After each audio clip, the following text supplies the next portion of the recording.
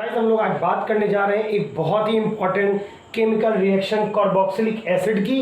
और आज carboxylic acid को रिएक्ट कराएंगे बच्चों अमोनिया के साथ। यहाँ पे बच्चों आपको ध्यान देने वाली बात यह है कि कार्बोक्सिलिक एसिड्स बच्चों कार्बोक्सिलिक एसिड जो हैं वो एसिडिक नेचर के होते हैं, जबकि अमोनिया जो है बच्चों वो एक बेस है।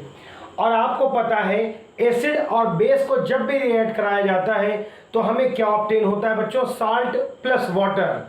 तो बच्चों यहाँ पर अगर हम इन दोनों को रिएक्ट करा देते हैं तो पहले हम इनकी जनरल रिएक्शंस को देख लेंगे और फिर उसके बाद इस जनरल रिएक्शन के पीछे छुपी हुई मैकेनिज्म के बारे में बात करेंगे।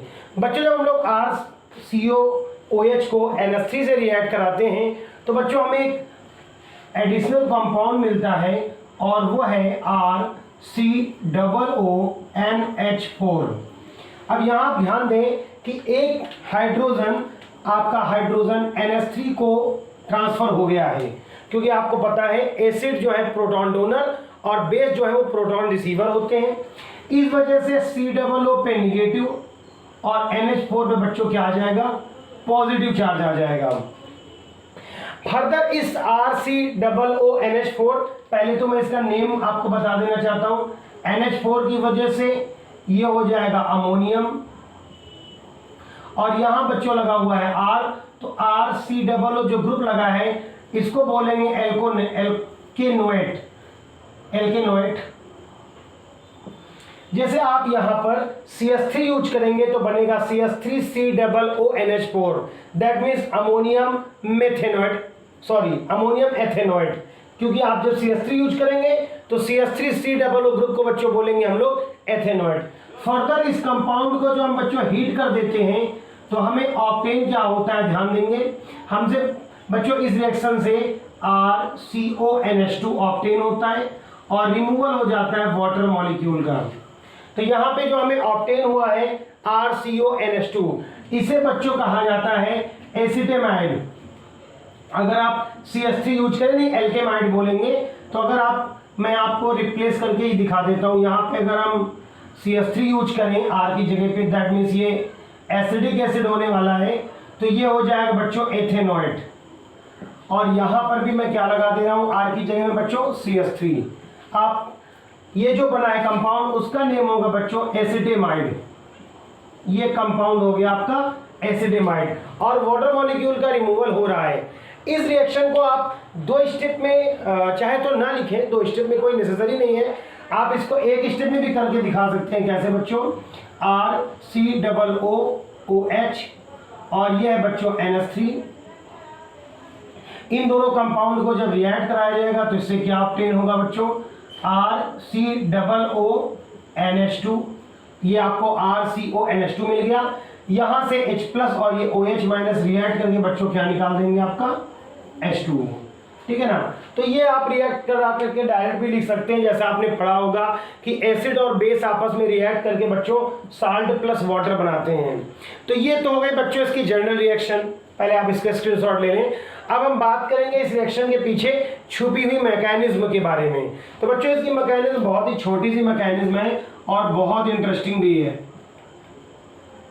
तो चलिए मैकेनिज्म के बारे में बात कर लेते हैं।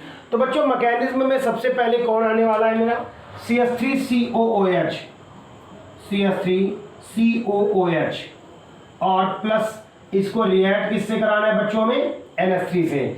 अब ध्यान देने वाली बात यहां है कि आपको पता है नाइट्रोजन के पास होता है लोन पेयर, नाइट्रोजन के पास है लोन पेयर। और आप इस कार्बन के बारे में सोचें, बेचारा बड़ा दुखी सा कार्बन है।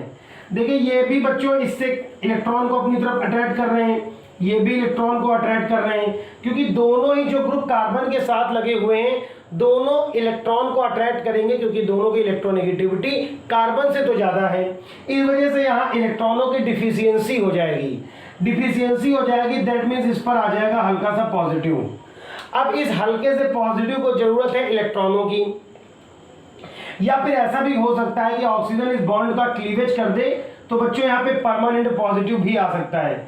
इसकी इस कमी को, इस प्यास को बुझाने के लिए यहाँ कौन आ रहे हैं, NH3 में से नाइट्रोजन के पास जो अवेलेबल लोन पेयर है वो। अब दोनों देखे बच्चों क्या बनाएंगे, RC और ये बॉन्ड बच्चों टूट गया यहाँ से, ऑक्सीजन पे आ गया नेगेटिव, और हमें इस पे जोड़ना है NH3, और साथ में क्या लगा हुआ है बच्चों, O और ये H यहाँ पे लगा हुआ है। अब ध्यान देने वाली बात ये बच्चों, क्योंकि अमोनिया ने इसको, नाइट्रोजन ने इलेक्ट्रॉन का एक डोनेटेशन किया है, इसलिए इस पे हो जाएगा पॉजिटिव, इस नाइट्रोजन पे आ जाएगा बच्चों पॉजिटिव। अब यहाँ पे सामने आती है बच्चों टोटोमेरिज्म। टोटोमेरिज्म का मतलब क्या होता है, एक तरह की आप बोल सकते हैं कि इंटरनल अरेंजमेंट हो जाएगा, इंटरनल अरेंजमेंट हो जाएगा किसका, एटम्स का। तो इस NH3 को मैं NH2 डैश H लिख दे रहा हूं। अभी भी बच्चों वो NH3 लिखा हुआ, ध्यान से देखें। अब ये सोचता है कि मेरा ये जो यहाँ पे पॉजिटिव चार्ज है वो कंप्लीट हट जाए, क्योंकि ये आपको पता होना चाहिए कि नाइट्रोजन एक इलेक्ट्रोनेगेटिव एलिमेंट है। तो वो क्या करेगा, इस हाइड्रोजन के बॉन्ड को तोड़ करके दोनों इलेक्ट्रॉन खुद रख लेगा, और ये हाइड्रोजन किसके तौर पे यहाँ पे निकल के आएगा बच्चों बाहर, H+ के फॉर्म में। अब आप देखें इसी बीच में यहाँ क्या होने वाला है, इस ऑक्सीजन के पास है लोन पेयर। अब इस H+ को चाहिए, इस H+ को चाहिए इलेक्ट्रॉन, ये इलेक्ट्रॉन डिफिशिएंट स्पीसीज हो गई, तो उसको इलेक्ट्रॉन कौन पहुंचाएगा, उसकी प्यास कौन बुझाएगा, ये ऑक्सीजन।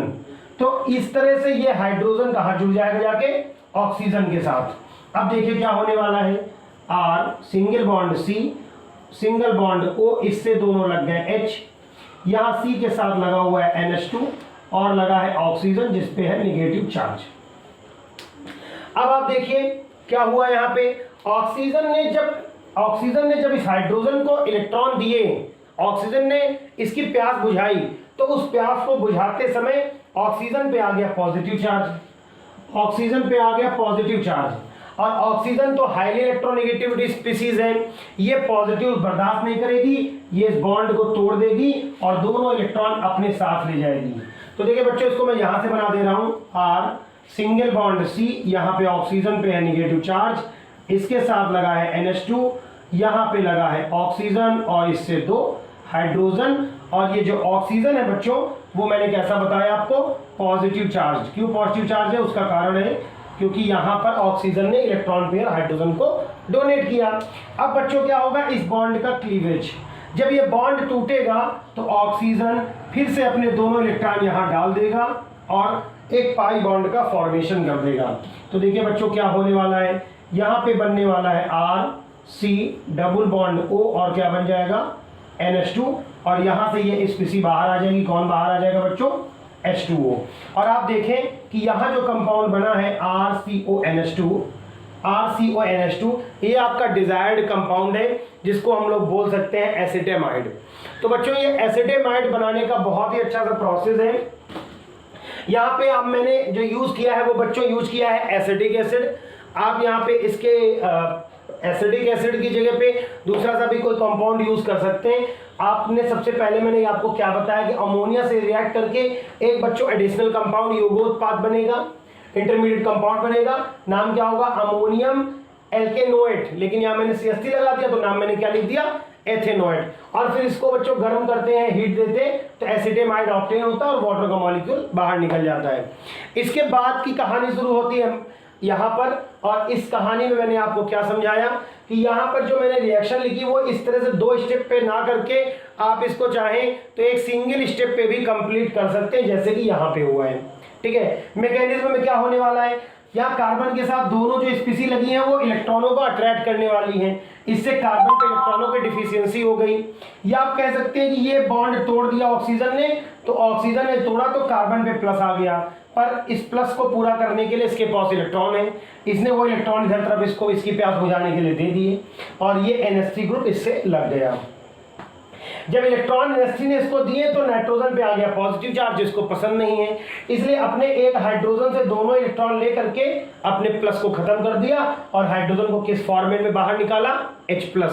अब ये बेचैन बेहाल हाइड्रोजन जिसको जरूरत है इलेक्ट्रॉनों की, वो इलेक्ट्रॉन यहाँ कौन देगा बच्चों, ये ऑक्सीजन एटम सप्लाई करेगा उन इलेक्ट्रॉनों को। तो ये इलेक्ट्रॉन ऑक्सीजन इसको देके अपने साथ ऐड कर लेता है, लेकिन जब वो इलेक्ट्रॉन डोनेट करता है तो उस पर क्या आएगा बच्चों, पॉजिटिव चार्ज।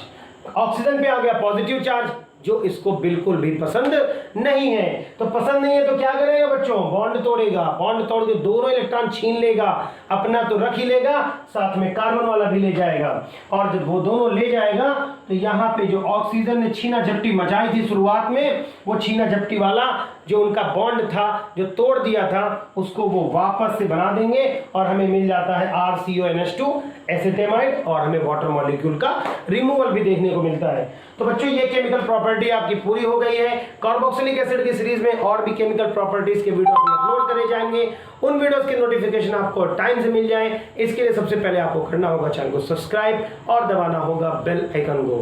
वीडियो बच्चों आपको कैसा लगा कमेंट सेक्शन में जरूर बताएं, अच्छा लगा तो भी बताएं। अगर वीडियो में कोई सजेशन है आपके लिए अपने चैनल के लिए तो अपना सजेशन हमें जरूर बताएं। आप वीडियो कैसा लगा आपके कमेंट के इंतजार में आपका educational channel educate everyone. Thanks for watching this video.